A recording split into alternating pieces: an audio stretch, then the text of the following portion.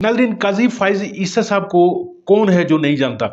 Recent past में उनका जो किरदार रहा है मुल्की अदलिया के हवाले से, वो खासा मुतनाज़ रहा है। जिस तरीके से उन्होंने एक सियासी जमात के साथ सलूक किया, उसका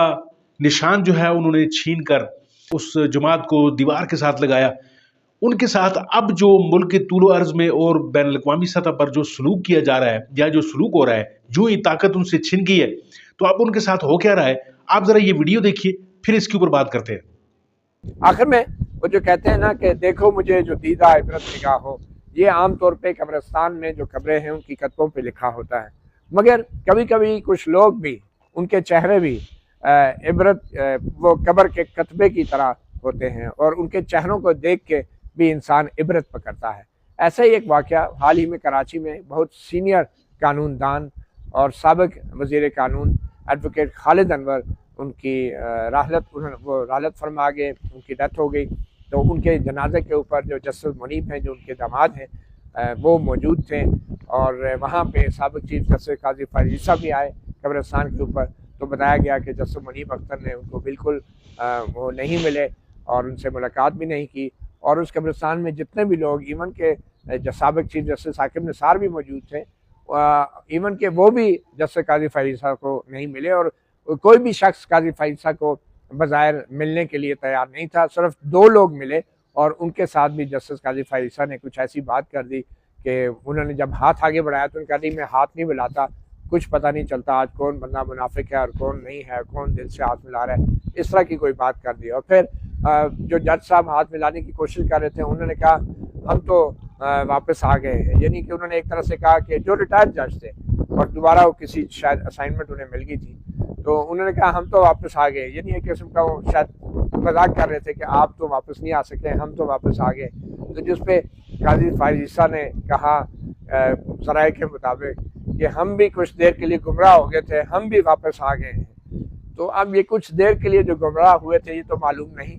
कि वो किसकी तरफ इशारा कर रहे थे, मगर जो कुछ अपने आखिरी दिनों में काजी फाइज ईसा ने किया, उन्होंने पूरी कौम को गलत रास्ते पे ज़रूर डाल दिया। और अब काजी फाइज ईसा अगर बकौल उनके वो सही रास्ते पे आ भी गए, तो इसमें कौम को कितने नफलों का सवाब है। जो नुकसान नस्लों को पहुँचना था, वो काजी फाइज ईसा जैसा बंदा पहुँचा गया है और अब उनको कोई हाथ मिलाने या उनको कोई बात करने के भी काबिल नहीं समझता। और ये भी कहा गया कि कुछ वकला हज़रात, सीनियर वकला हज़रात दरख्त के साए में खड़े थे, तो उनमें से किसी ने कहा कि काजी साहब धूप में खड़े हैं, उनको बुला लें, साए में खड़ा कर लें। तो जो साथी वकला थे, बल्कि एक जज से एक साबिक, उन्होंने कहा बस बस रहने दो, उसको उधर धूप में ही खड़ा रहने दो। तो अब ये नौबत आ गई है। ये जज्बात हैं आम लोगों के नहीं जिनके साथ आपने जुल्म किया, बल्कि उन लोगों के जिन्होंने सारी ज़िंदगी आपके साथ वकालत की, आपके साथ जज रहे। मतलब वो लोग भी आपको इस काबिल नहीं समझते कि दरख्त के साए में आपके लिए जगह बनाएं या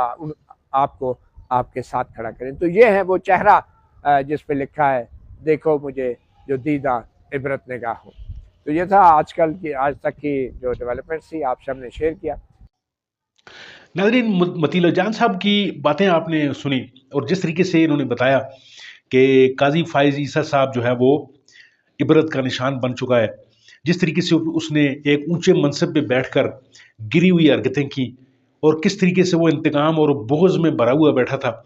और जिस तरीके से एक सियासी जमात के साथ उसने हशर किया, उनके लोग मरते रहे, उनके लोगों को, उनकी औरतों को जो है वो सड़कों पर घसीटा जाता रहा और ये कुर्सी इंसाफ पर बैठा हुआ हंसता रहा और उनका ठट्ठा और मखौल उड़ाता रहा। नाज़रीन काम, कुदरत का एक अपना भी इंसाफ का एक तरीका होता है। आजकल जो इस शख्स की हालत बनी हुई है, इस शख्स को जिस तरीके से लोग ट्रीट कर रहे हैं, इसकी आपने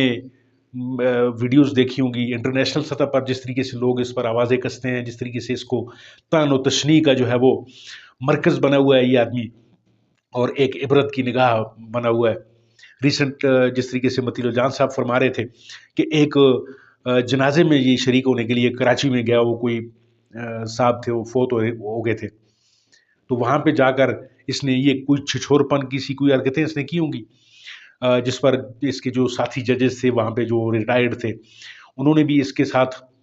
जो सलूक किया वो भी आपने देखा। यानी किसी के साथ इसने हाथ मिलाना गवारा नहीं किया, तो कोई इसके साथ जो है वो हाथ मिलाना गवारा नहीं कर रहा था। یعنی یہ صورتحال ہے ہمارے عدل و انصاف کا، ایک ستون تھا یہ آدمی، یعنی اس کو ہماری ریاست نے، ہمارے ملک نے اتنی عزت دی، اور اس آدمی نے اپنے عہدے کے ساتھ جو ناانصافی کی، اور جس طریقے سے ظلم و ستم ہوتا رہا، اور یہ ہنستا رہا بیٹھ کر، اور پھر یہ آج جس عبرت کا یہ نشان جو بنا ہوا ہے، تو اس کے لیے ہمارے لیے بھی بہت بڑی نشانیاں ہیں اس میں، کیونکہ اللہ جب کسی کو عزت دیتا ہے تو جب وہ عزت کا پاس نہیں رکھتا، وہ جب عزت کا جو مقام اس کو ملتا ہے اس مقام کی وہ توہین کرتا ہے، تو پھر قدرت کا ایک سسٹم ہے وہ بھی متحرک ہو جاتا ہے۔ تو اس کے خلاف ناظرین کام قدرت کا ایک پورے کا پورا سسٹم متحرک ہے، اور دیکھتے ہیں کہ یہ جو قدرت کا جو سسٹم اس کے خلاف متحرک ہے، اس سسٹم نے اس کے ساتھ کیا کیا کام کرنے ہیں، اور کتنا اس کو عبرت کا نشان بنانا ہے، کیونکہ اللہ فرماتا ہے کہ دنیا میں جو کچھ تم بو گے وہی تم کاٹو گے بھی۔ ناظرین کا بہت بہت شکریہ ویڈیو دیکھنے کے لیے، امید ہے آپ کو یہ ویڈیو اچھی لگی ہوگی۔ اپنا بہت سارا خیال رکھیے، اپنے اس چینل کا بھی۔ ملتے ہیں آپ کے ساتھ کسی اور ویڈیو کسی اور موضوع میں، تب تک کے لیے دیجیے اجازت۔ اللہ آپ کا حامی ناصر۔